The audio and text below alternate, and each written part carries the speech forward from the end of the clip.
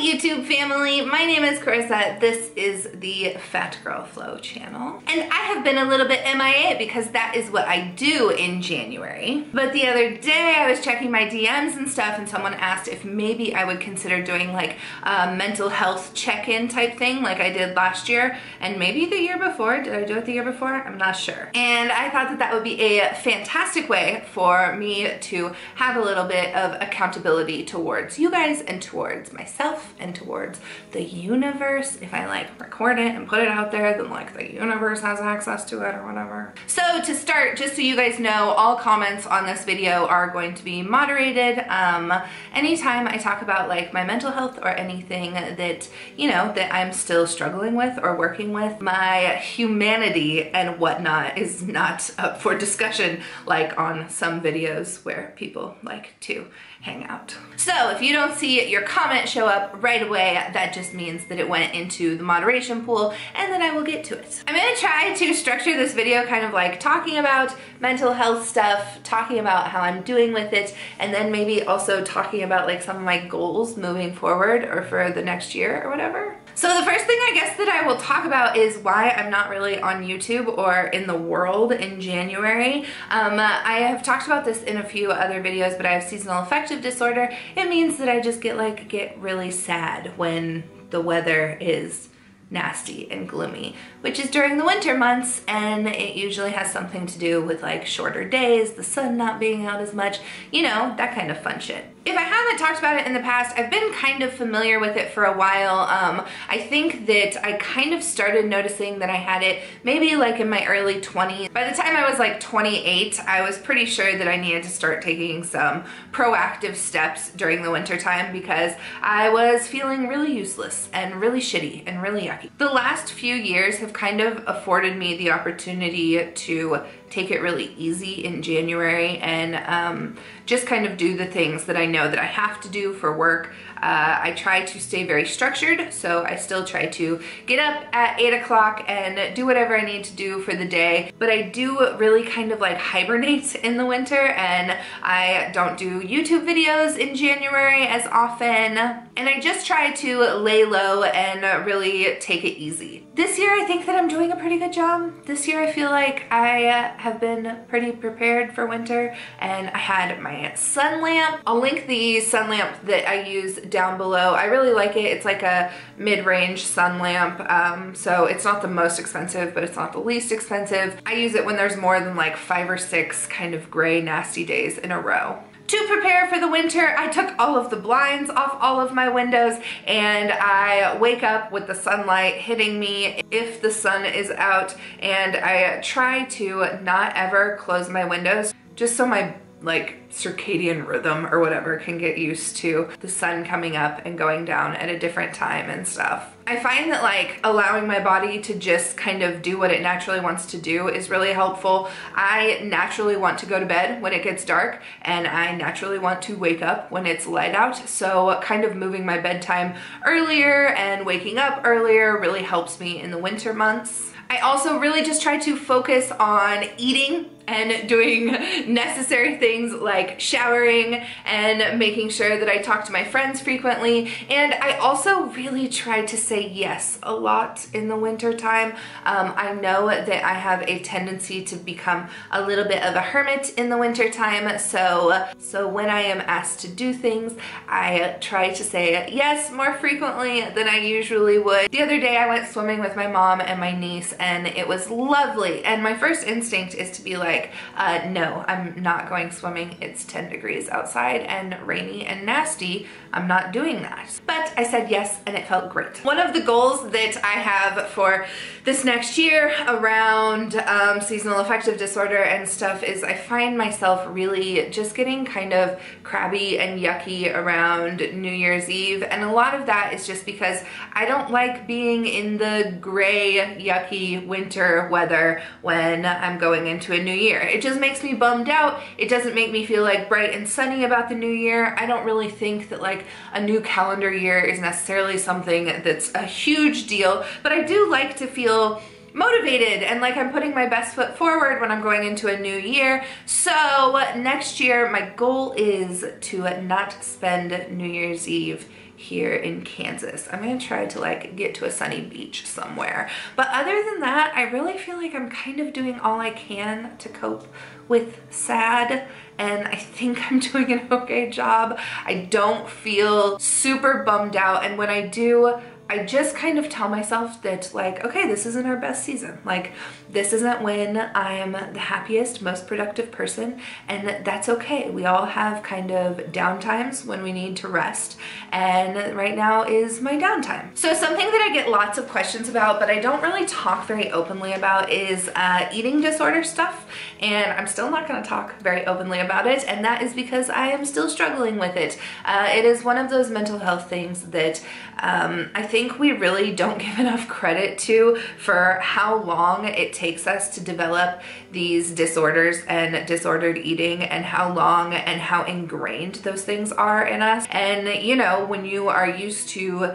disordered eating for years and years and years and years of your life, it's pretty hard to get out of those habits. And so every year I feel like I come to YouTube and I'm like, oh, I'm gonna start therapy, I'm gonna do this thing, I'm going to try my best to work on any eating disorder stuff that I have. And every year I try to work on it, and it scares the shit out of me. This year I made some steps forward to talk to a health at every size nutritionist and eating disorder specialist, and they were really wonderful, and it wasn't what I was looking for. I don't know what I'm looking for in a therapist regarding eating disorders. I find myself going to many therapists and then not liking them, or feeling like I'm not vibing with them, and then not going to see that therapist anymore. And I think that this is a pretty common thing. I think that a lot of us just feel like we need to feel like hyper safe in therapy environments. And one of the things I'm going to really try to do this year is find a therapist who I feel just safe with. I don't have to be like extra safe. They don't have to understand every single thing that's going on in my head. They don't have to understand every single aspect of like my body politics and stuff. I just need someone who can like work with me and who's willing to get on the same page with me.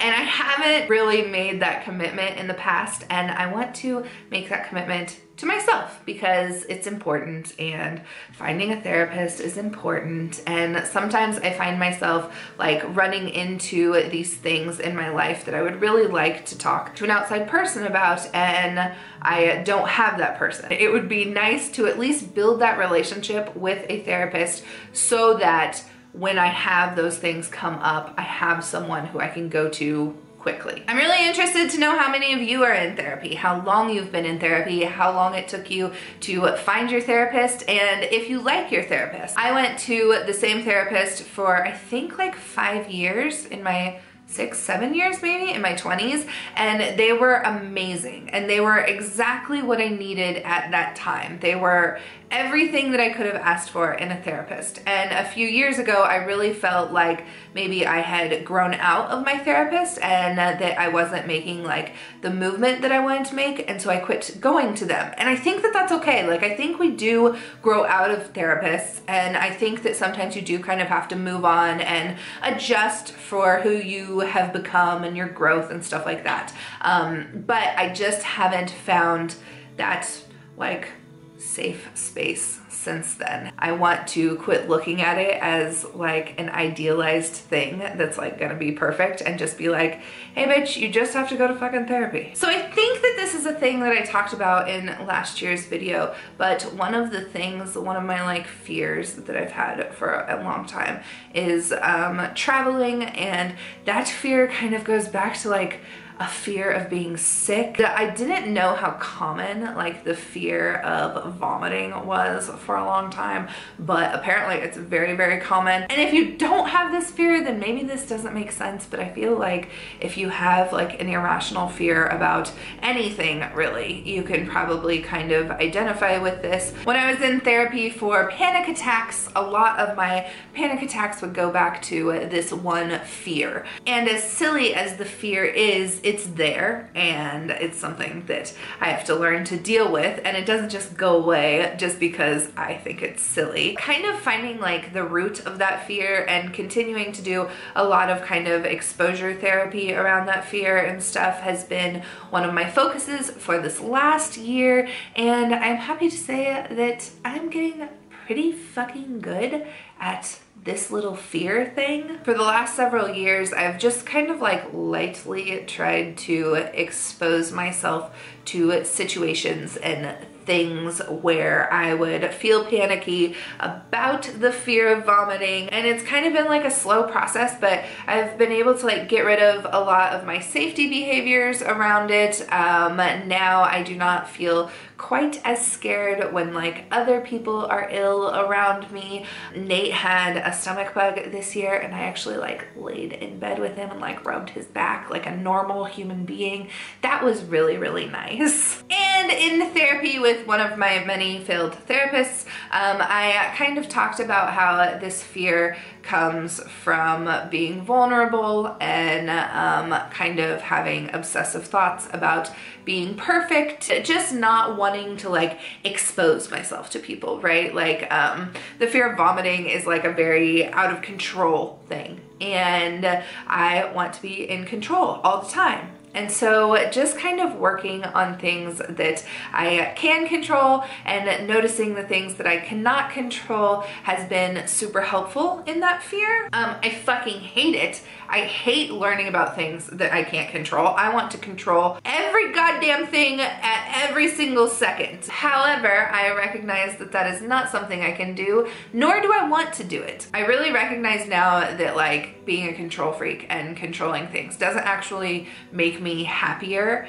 It just kind of gives me this sense, it's almost like a security blanket. But the thing about that security blanket is that it's not actually protecting me from anything, and a lot of times it is prohibiting me from living my fullest life or being the happiest person I can be. So trying to kind of let go of some control, face a lot of my fears, and recognize that being vulnerable is not bad. It just is a thing that we have to do to be authentic and ourselves. Those are things that I am working on and that I am going to continue working on in 2018. I think that that is a pretty good recap of things that I'm like trying to take accountability for and trying to be open and vulnerable about. I know that a lot of times like when we talk about mental health, it can feel very scary, and the truth is like I'm 32. This is just something I do now. It's not, it doesn't feel scary. My mental health is a priority to me, and I want to make it a priority throughout my life. I don't think that I'm ever going to get to a point in my life where suddenly everything feels perfect and I never have anything to work on. I think there will always be things that I am working on, that I am discovering and unpacking and uncovering about myself, and I look forward to that. And I don't look at my mental health journey as something that is daunting or terrifying anymore. I can look back at my former self and kind of have a lot of compassion for that person, and I also look at my future self and have a lot of compassion for that person and a lot of hopefulness. And I really hope that when you guys are assessing your mental health and your needs this year, you aren't looking at it as something that is super daunting, but instead as something that is caring for yourself and that can be incredibly rewarding, and that doesn't have to be all-consuming and horrible. Also, if you're not in a place where you can like deal with the shit going on in your head, that's okay. Sometimes just surviving is like the best thing you can possibly do. There have been many, many years in my life where I just decided that I needed to make it through to the next day, and that is valuable and that is an okay approach. I hope that all of you are off to an amazing 2018. Videos are going to be starting back up soon now that I have taken a proper break. I would love to hear what your battles this year have been, and also what your goals are for the next year, and what you've been proud of overcoming, or proud of dealing with, or proud of just surviving over the last year. I really like this like accountability thing. I think it's nice, and I mean, you know, since I haven't found a therapist yet, you guys are a really great stand-in. Thank you. Okay, here's to happy, mentally healthy babes all through 2018. I love you guys. I hope you're doing amazing, and I will see you next time. Bye.